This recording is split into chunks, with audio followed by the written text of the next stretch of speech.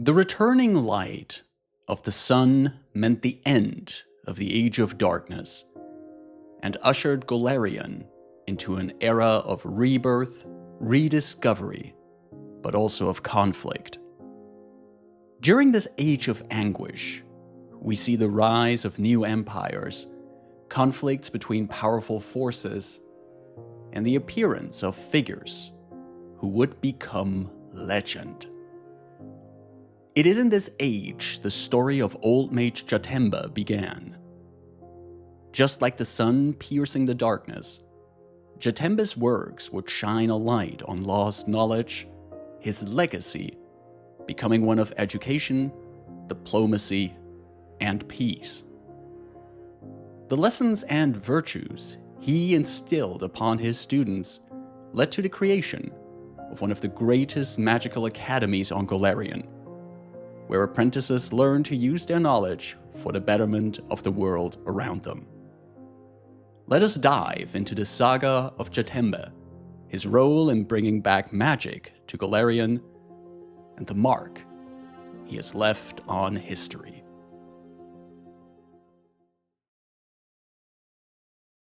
Jatembe's story starts on the continent of Garund, though it is unclear where from this vast continent Jatembe actually came. Being portrayed as old even in the earliest stories about him, the most outlandish tales have been told about his origins. Some believe Jatembe is some immortal being from the great beyond. Others claim that he hails from the time-lost city of Erd, a place where sorcerers ruled over an enslaved populace. There is hardly any support for this claim, especially because no traces of this city have ever been found. Legends say that Jatembe and the mighty warriors he would gather around him did destroy Erd, the jungles of the Magaambya expanse, claiming its broken remains. Jatembe's discoveries would become the foundation of magic as Golarion knows it today. Without his expeditions taking him all over Garund, and his willingness to extract knowledge from sources from beyond the universe, modern magic would not be as easily accessible as it is today.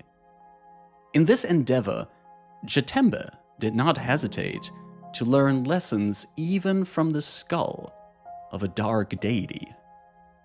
Long before Jatembe's legend, in circa -6280 AR, the Aslanti hero Savith decapitated the serpent folk deity Idursius.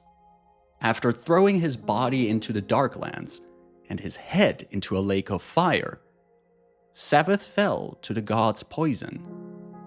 Decapitation and incineration were, however, not enough to kill Idursius, as his clerics still received powers and visions from the Lord of Coiling Poison. Legends say that Jatembe acquired the charred skull of Idursius, and from its lipless form extracted many magical and divine secrets.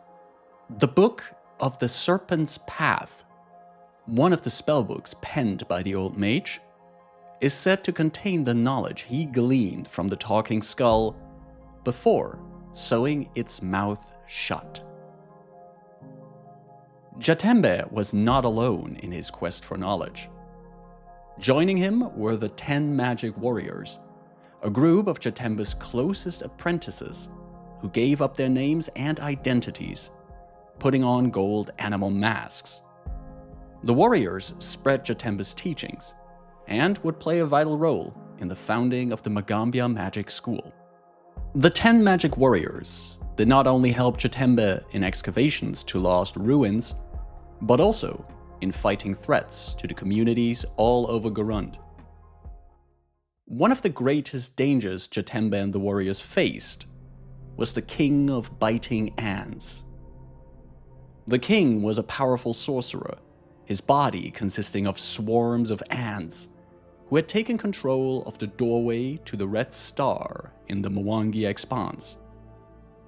The doorway, a set of ruins surrounding a courtyard filled with humming red stones, is a portal to the planet Akaton. The king of biting ants planned to use this connection to fuel a weapon that could destroy the sun, but Jatembe and the warriors were able to foil that scheme.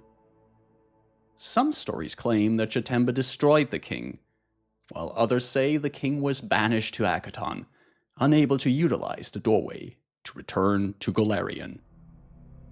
Another foe cast down by Jatembe and his allies was Agobindi the Splintering Child, a spawn of Rovagug.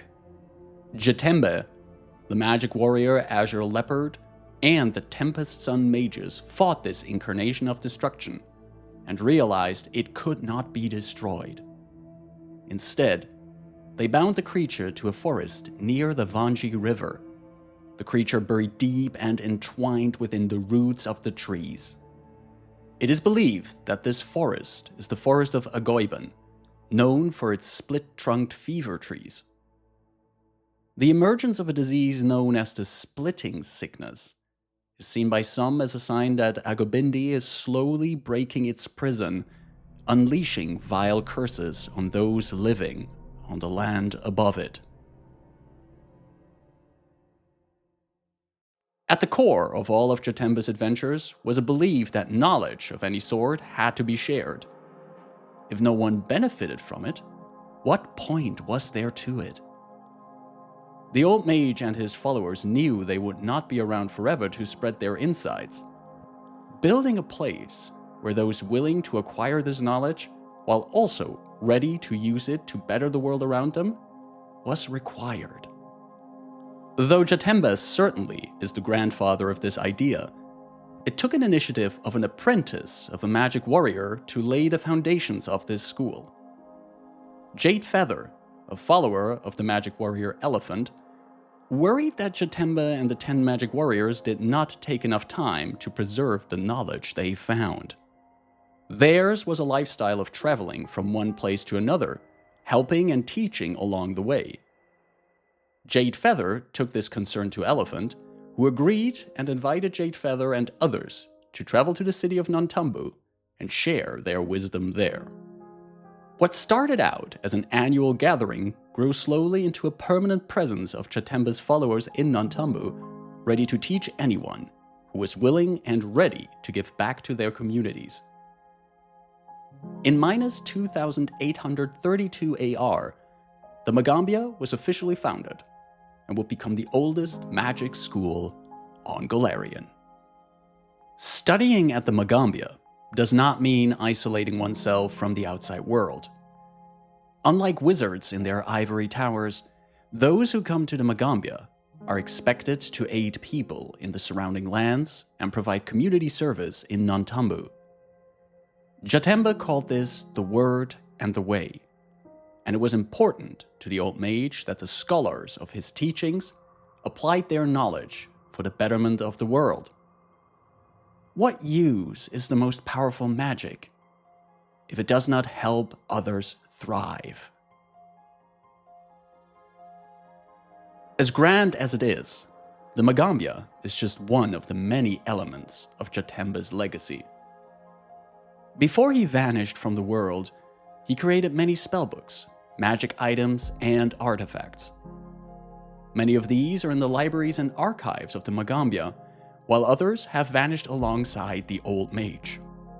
In the Barrier Wall mountain range resides Earthspear, a library carved from the mountain itself and extending deep into the earth below.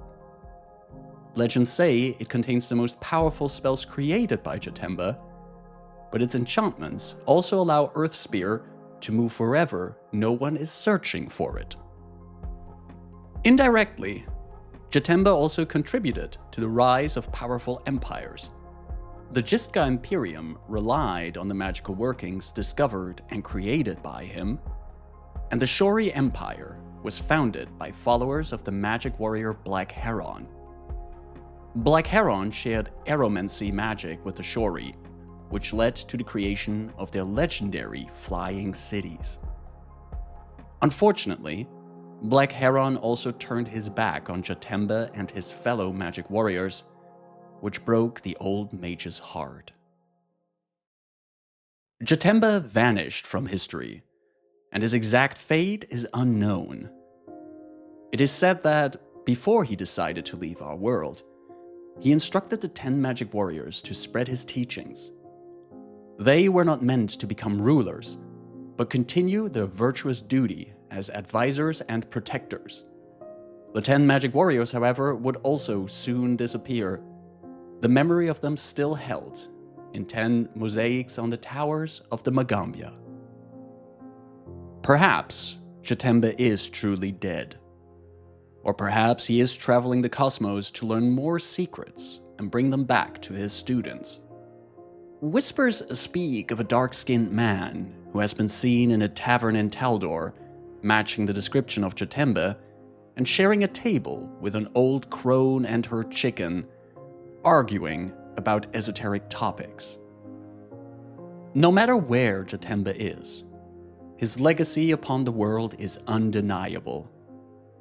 With history books filled with conquerors and tyrants, Old-Mage Jatembe is an example of a man who knew that leaving the world a better place than it was is the most powerful and immortal legacy one can have. Thank you for watching this video about Old-Mage Jatembe. Did this iconic character feature in your campaigns? Or have you ever played a PC related to his legacy? Sound off in the comments below. If you enjoyed this video, don't forget to give it a thumbs up and subscribe to the channel. Thanks for watching, take care, stay safe, and bye-bye.